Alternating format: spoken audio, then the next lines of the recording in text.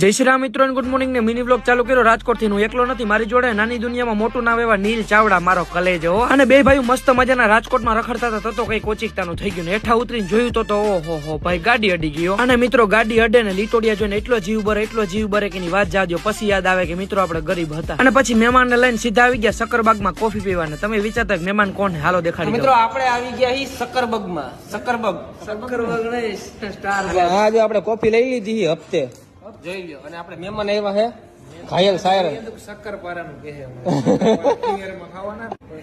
એ ગાંડી. અને સ્ટારબક્સ ની કોફી પી લીધી, ગાડી કાઢી નીકળી ગયા નીલભાઈ ઘર સાઈડ ને પહોંચી ગયા નીલભાઈ ઘરે. પછી આપી મેં રિહાન ને ચોકલેટ.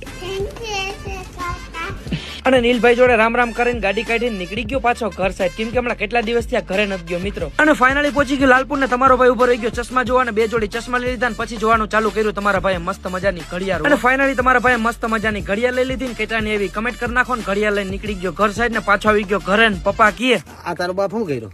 અડી ગઈ આવી રીતે જરી કઈ પપ્પા. ત્રીજી વાર શોરૂમ જાય. આ ગાડી રાખવાની છે કે પછી પૂરી કરી દેવાની છે?